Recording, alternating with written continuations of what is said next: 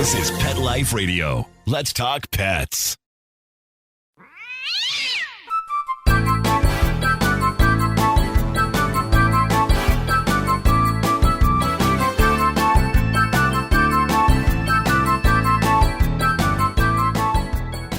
Hey, cat lovers! Welcome to 9 Lives with Dr. Cat. I'm your host, Dr. Catherine Prim, and of course I'm a small animal veterinarian and cat lover. So February is a month of love, and we all love our cats. So I invited my friend Dr. Caitlin DeWilde to talk with us today about some ways to show your cat love. Specifically, we are going to talk about feeding your cat, and we're going to share some things that the average cat owner probably doesn't know. So we will be right back with Dr. Caitlin DeWilde. We'll be back. Dr. Cat here again. So I wanted to tell you something about my cat Scamper. He's kind of become famous. People ask me about Scamper, but Scamper does this sort of annoying thing where when I act like I'm really interested in petting Scamper, that's when he decides to leave. And that's sort of a cat thing, I guess. But yeah, walking up to Scamper's got to think of it on his own. It's got to be his idea to play with me. But that's all stuff I can live with, because what I can't deal with is a smelly litter box, which is really, really unacceptable. So I use Arm & Hammer Clump and Seal. It clumps really tight around the odor and it destroys it for 7 days. A 7-day odor-free home guaranteed, because an odor-free home is a happy home. Arm & Hammer, more power to you. Let's Talk Pets on PetLifeRadio.com.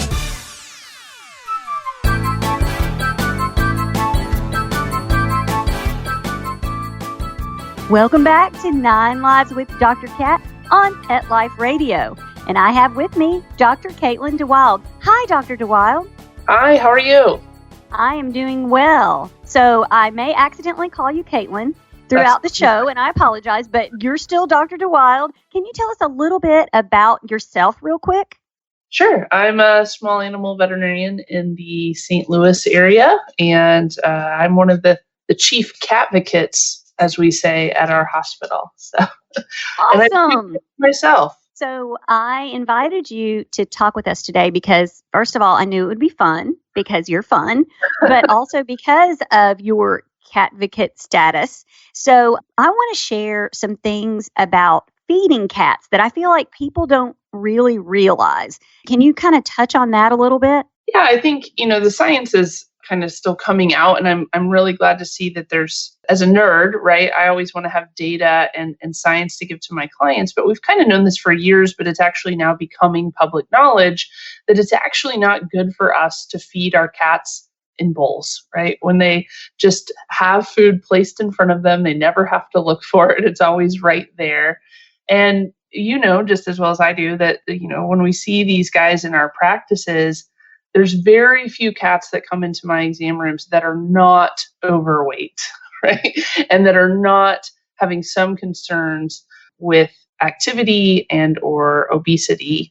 And of course, there's a lot of other things that play into how they eat, dental disease and all these other things. But so, yeah, I think it's really great that we're now having concrete data that supports this, what we've known for a long time, that we should be feeding cats in different ways that encourages them to be more healthy in both physical and mental capacities.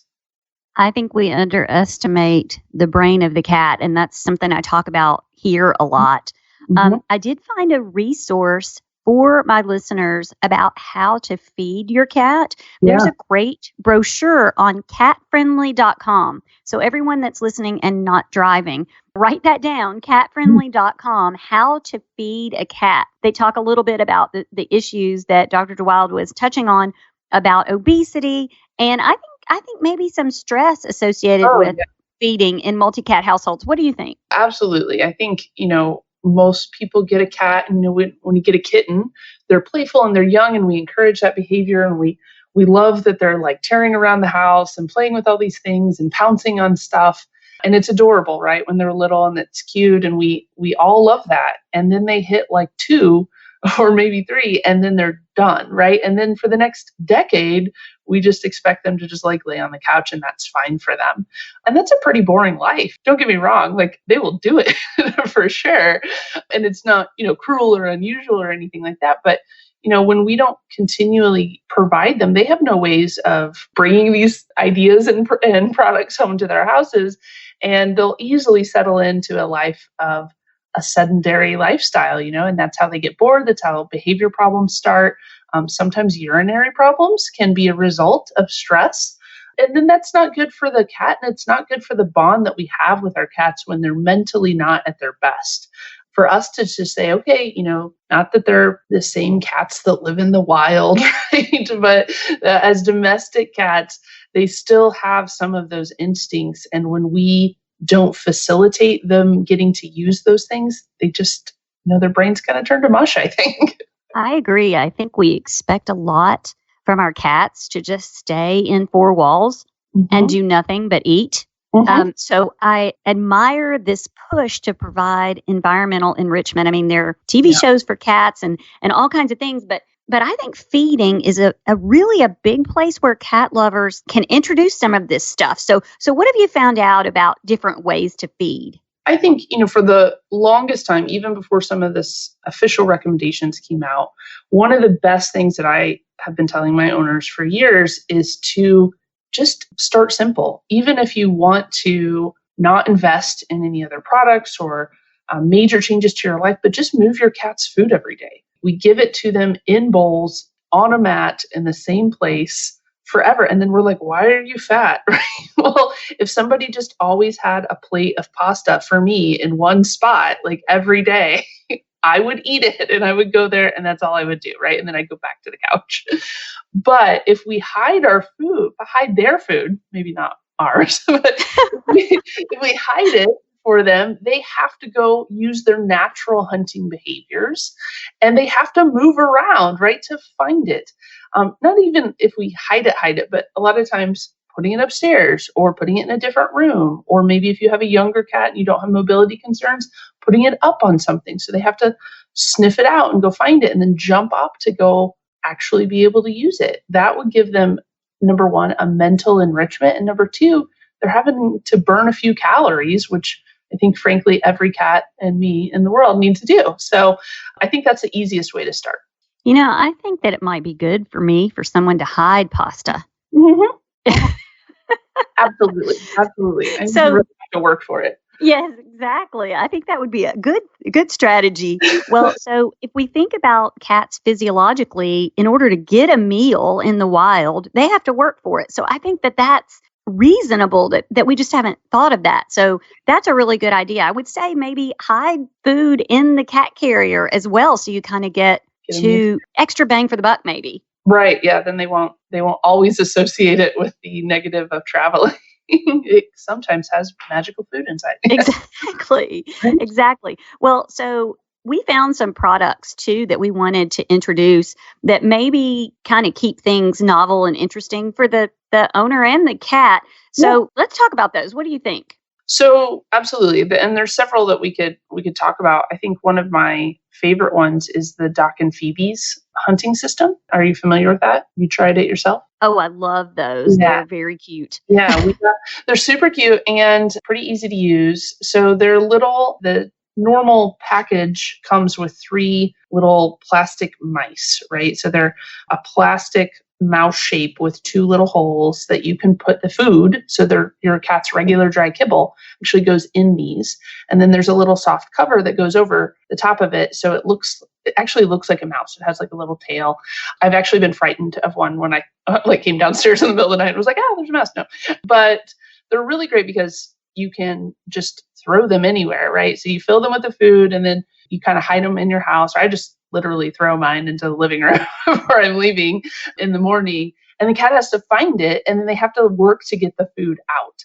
So it's doing a couple things. It's slowing them down when they're eating, which is another thing that I should take that lesson, right? You're supposed to chew for like so many times. Yeah, me too. Because it helps them feel more full. Because a lot of cats, if they just have a bowl, they're just like snarf, their whole mouth full of food and they swallow. I think I went to a lecture at BMX just a few weeks ago, and they found that cats only chew 20% of their food if it's given to them in a bowl. So there's ingesting the rest of it whole. So that's not great for digestion and for their teeth and all those other things. So the Doc and Phoebes, they can only get a couple bites out at a time, right? So it takes them a while to eat it. They have to hunt to find it. I also really love that you can put them in the dishwasher because I love that too. Yeah. So, and they were invented by a veterinarian who did a lot of research on this. So, of course, it's great to have that backing that we know somebody who really knows and loves cats is kind of behind this. So that's probably my favorite product of all the ones out there. And I think having multiple, because there's 2 or 3 mice, is also kind of a nice bang for your buck. Most people have more than one cat, like I do. So it's nice to not have like 10 different giant pieces of equipment in your house. They're small and pretty easy to manage there. So that's probably my favorite one. And they cost around $20. Yeah. And totally. they are easy to find on the internet. So yeah, that's one of my favorites too, because at the different price points, you can find every different price point. Yeah. But this one is simple. I love Doc and Phoebe's indoor hunting cat feeder. Yep. Me too. So, all right. So a lot of talk about interactive puzzle toys too. And I know that Fear Free Happy Homes is talking about that. I think they had recently a day that was Puzzle Toy Day, and they talked about it. So do you like those? I do. I think it's the good and the bad is that there's now so many out there available, and it's sometimes hard to choose. But I do think that those are really helpful for a lot of cats, and like you said, can range in price points for sure. I think the biggest thing to consider is like knowing your cat and what they might like. And then my second tip is, can it go in the dishwasher? That's personally how I choose. That is totally, that's like what I wrote down next to these. How much did it cost and can it go in the dishwasher? Yeah. This is my life. So yeah, and I think it's important to not just get one and say, okay, this is it for the rest of time. Like, how many puzzles have you done, right? Like, repeatedly. So I think when we think about buying some, I think it's reasonable to consider having a few that maybe you rotate, right? The whole point is to keep them energized and excited about what they're doing and give them a challenge. If it's the same puzzle feeder for all of time, then they're going to probably figure it out pretty quickly. And maybe not have those same enrichment benefits. So there's several out there that I've used personally and have recommended. Even our clinic cats have a couple, but those are my tips on choosing. Maybe we need like a cat feeder swap Facebook page or something, because I tell my clients all the time, it's like when you were little and your mom could like put away your toys and then you'd find them again and it was like Christmas because you hadn't seen that toy. And that's what I recommend to do for cats. Put stuff up in the closet in a box and rotate, because cats love novelty. I mean, curiosity in the cat, right? Right. Absolutely. Well, there are several different types of those, and I want to get into those. But no, finish your thought for sure. Well, I was just going to say, I think it also depends on the age of cat. So if you've got a super young kitten that's very agile and, up for bigger hunts, right, so to speak, or some of the taller things where there might be jumping involved to get up to some of these things, versus if you have a geriatric cat. So keep in mind their lifestyle. And I think one thing that we have to acknowledge is also what other pets are in the home. So when you're thinking about buying one, where are you going to put it if you have a dog that's free roam, right? So that the dog doesn't get it, or another pet in the household can't access it. So those are kind of my lesser important tips, but still something to consider based on your specific household. I've never removed a Doc and Phoebe's cat feeder from a dog. But now that you've said that, I'm afraid that I will. I hope not. But yeah, I think I haven't either. And I haven't had anybody have a problem with them. But I have in my own house, I have a dog that I know doesn't care, right? And doesn't usually go into the room where the cats are. So, it's just one of those things that we don't really have to worry about in my household. But if she was younger and I had my, young lab mix puppy, like that would have been a problem, right? She would have eaten anything that was out for the cats. So, right. And vertical spaces is that we kind of utilize vertical spaces to keep the dog away from the cat stuff. Right. So, right. Absolutely.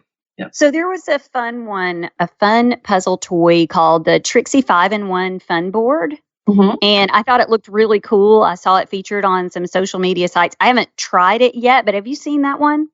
Yeah, I have. I personally haven't tried it either, but when I was looking at it, because I have seen a lot of buzz about it as well, when I looked at it, I liked it because there was almost like multiple different stations for it. So I thought that was kind of interesting that there were, depending on what your cat likes and how crafty they are, I guess, it had like little prongs that were coming up. Some of them were hidden like under little bowls. They had like a wavy section that they would have to like scoot the food out of.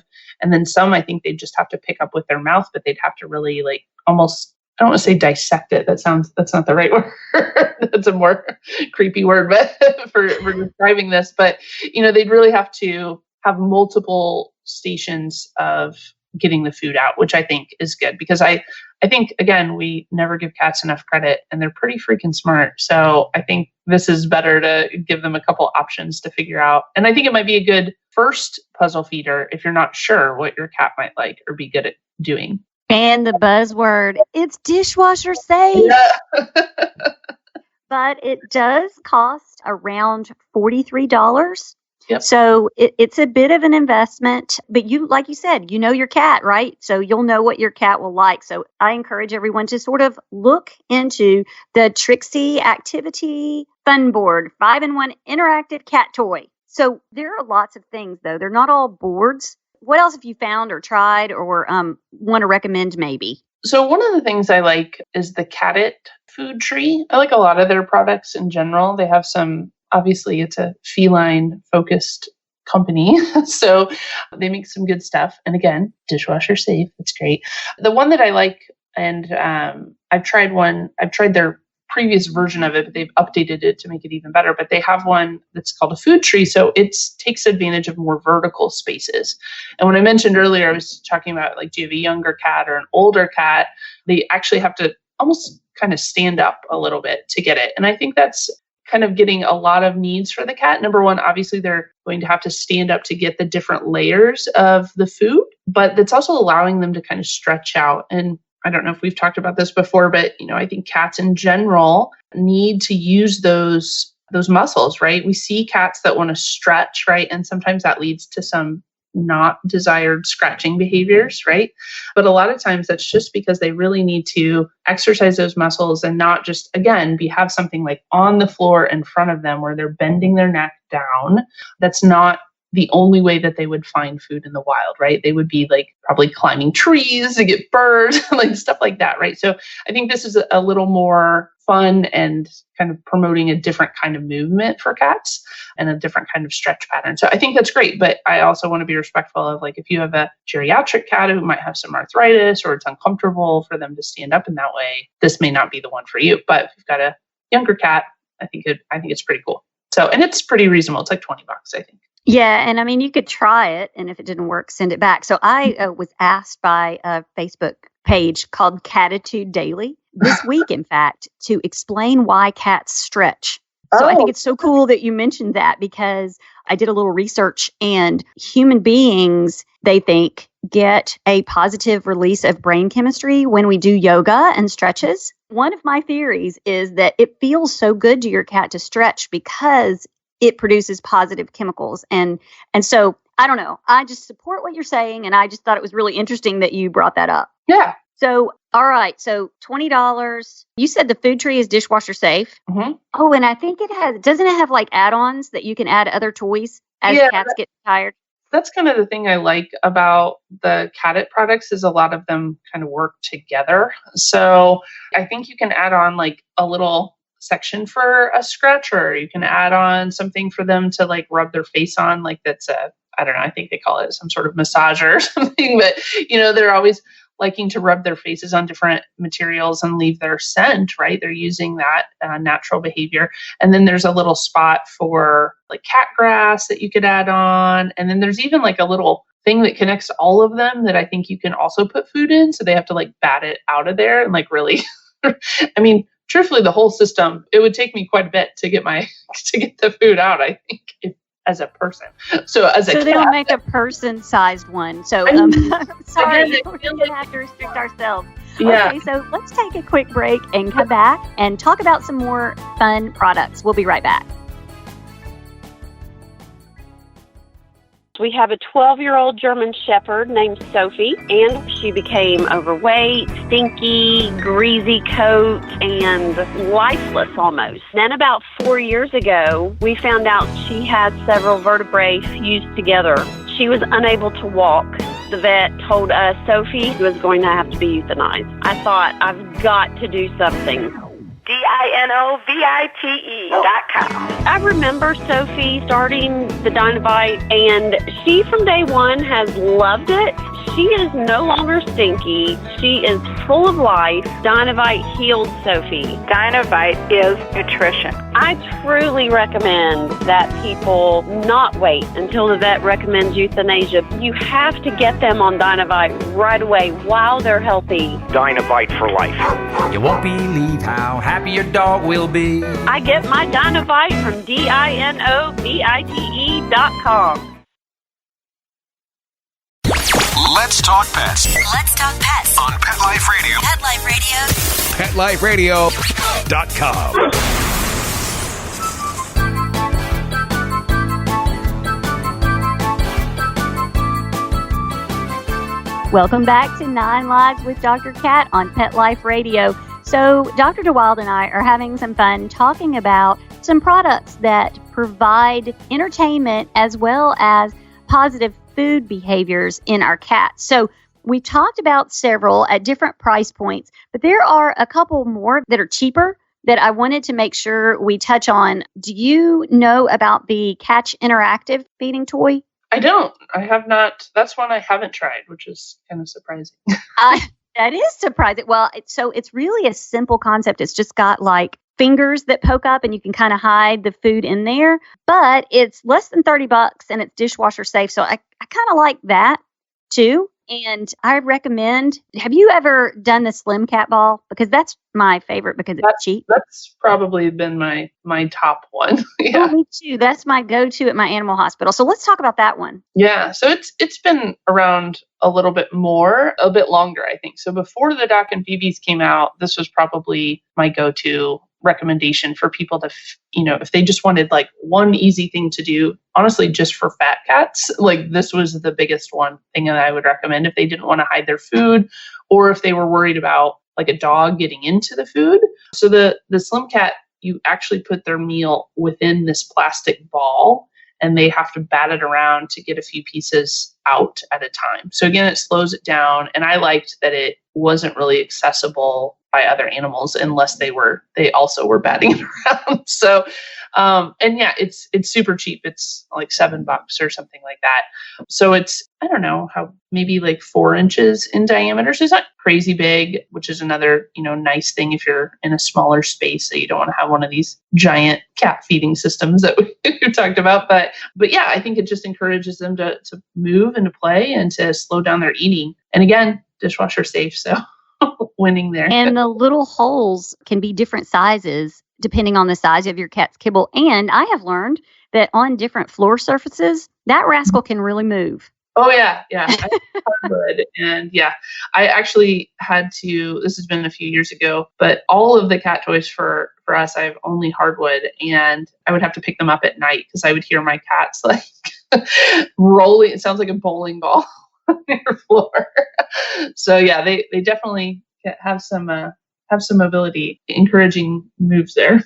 And we want them to move. So we want them to move and we want them to think. So yeah, that one, less than $10.